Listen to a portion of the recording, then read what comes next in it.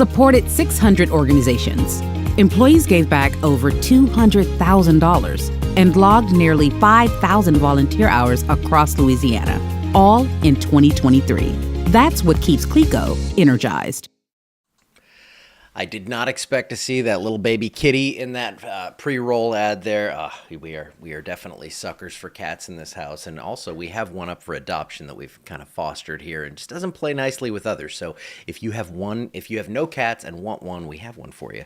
Black cat, very sweet. Doesn't like other cats. Very key to know that.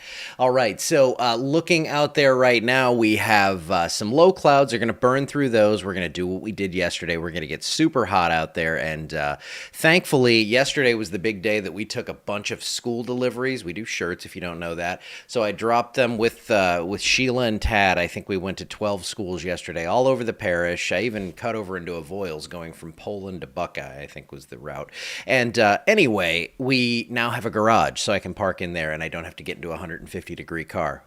Speaking of cats, got a little fuzz on the computer there. So here's DeRidder right now, or the DeRidder area, Northeast Beauregard Parish. I just love this shot. Great view out there. They've burnt through the clouds, and we are looking pretty good. So mainly in this forecast, like it's been, it's going to be heat. It's going to be a look at 97L, because now we officially have a tropical wave that has been designated by the National Hurricane Center. They're starting to run models on it. We only have one model that has run officially on the system itself, and I'm going to show you that because it just shows you how weird and terrible this track's going to be. And when I say terrible, I'm not saying it's going to be some catastrophe. I'm saying it's going to be a really hard forecast. You'll see why here in just a little bit. Heat advisory still in effect for a good chunk of the area today. If you're not in the advisory, it's still going to be hot, but maybe a degree or two cooler. So if you have friends out in Leesville, maybe go visit them, because it might be like 107 for a heat index as opposed to 108. You can see 95 there, 96 here in Alexandria, 99 up in Monroe. Do they hit 100? It does not look like it, but we're going to get really close. I think we do get a couple of hundreds in the next couple of days across the area. Overnight lows mid-70s to near 80, so yes, we are in the throes of summer, and that means I'm going to start doing that thing where I look at certain little deals that I always talk about, and this is the thing I look at every year. August 21st, I said this incorrectly to someone yesterday. That's the day where we go from an average high of 94 to on the 22nd of 93. So we go down 1 degree there, and then we start that slide down toward comfort. By the 31st of this month, we're down at 92. And if you wonder on the daylight, I've also pulled that up. We lose 50 minutes of daylight between now and August 31st. And I know a lot of you are probably groaning at that, but it is going to be what produces that cooler air eventually as we cool things up at the north and we get the snowpack to start building over Canada and Alaska and all that. And then we start to get cold fronts down here. So until we get, crazy cold, that's the good stuff. That's what we like. So mid to upper 90s today, lots of sunshine, no real rain in the forecast. We left rain chances out today because apart from just a blip or two around I-10, which is out of the forecast area, I don't see much going on. Everything's going to stay pretty tranquil, albeit a little toasty over the next several days. And it looks like we try to get something coming in from the north there by late Friday, but right now I'm going to keep things pretty much dry. Thunderstorms up to the north. You can barely kind of pick out the hint of a marginal risk of severe weather up in northern Arkansas. So if you are headed up toward Branson or something, you might run into that. Now, rain is going to come back into the forecast for the weekend, at least some scattered rain. So we're not going to see a ton, but here anywhere from nothing to like a half an inch, maybe an inch if you get parked under the one of the more active storms out there. That's what you could see. So into the tropics, this is the big part of this forecast here. This is where we're actually looking at things and really having to dive into these models and see what's happening. And what's going to happen, what it looks like is going to happen, is we get this system to develop out here over the eastern Atlantic up to a 60, or still at a 60%, although it did go up to 20% chance of development in the, I saw that, Mom, birthday month. Yep, that's right. Kristen, you see that too. So eastern Gulf of Mexico is where I think we're going to see this develop. But when that happens, we have a trough that's going to be passing to the north, and that trough is going to try to pick this up. Because this is weaker, I think the trough misses this.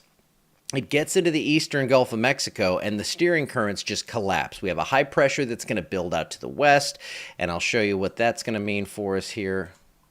So as that high pressure develops, we're going to get a flow like this aloft. It's going to be coming kind of in from the northwest, but it's going to be a glancing blow because we're going to have this system out here. The trough misses it to the north, and we just are left with no real steering currents. So what the models are showing is a stall or perhaps some looping. If that happens and it's close enough to Florida, we could see some biblical amounts of rainfall. But right now, the hope is that whatever this is moves, because if something just sits around, we've seen what that can do. Here is your current tropical wave out there.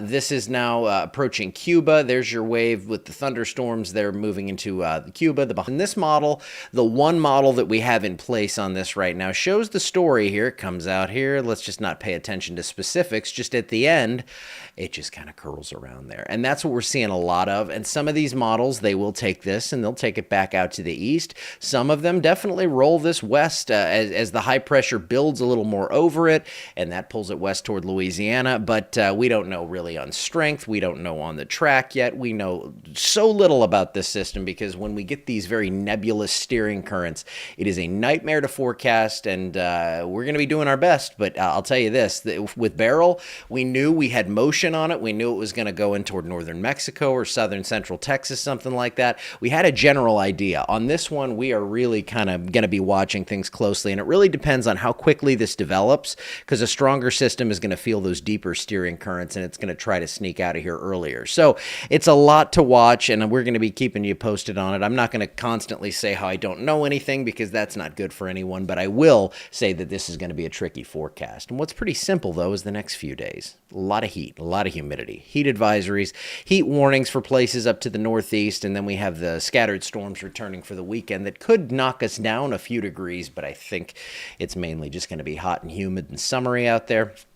It's going to be quite cool up to the north. I talked about this yesterday, maybe highs in the 60s up around Minneapolis, lows in the 40s. So we're starting to cool off a bit up that way. Temperatures down here are going to be greatly dependent on what we see with this potential tropical system, as will the precipitation outlook. So this is like 8 to 14 days out. I actually think this one is going to probably develop in the next 2 or 3 days. So once we get that to happen, we're going to see a lot more about what's going to happen with this rain, where the heaviest will be.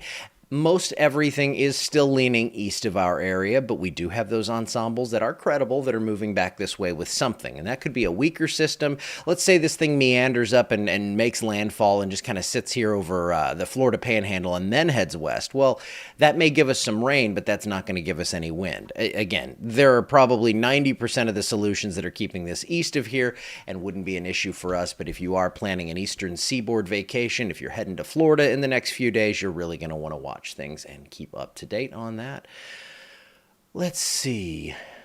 All right, slowly. Yeah, everything's kind of happening slow. This is, in the peak of summer, you can get these steering currents to just kind of collapse like this. You can get it any time of year, but with that high pressure building in from the west and that low pressure moving out and a weakness over here, it's not strong enough for that weakness to pull this thing up toward the northeast, or perhaps it is, but it's going to be very, very close, and some small factors could go a long way in determining where this potential tropical system is going to end up. But for now, we don't have a name on it. We do have an Invest 97L, so we can track those tropical models, and we're going to be doing that, watching things very closely, as we always do. So welcome to August. Hope you have a wonderful start to the month, and I will see you back here tomorrow.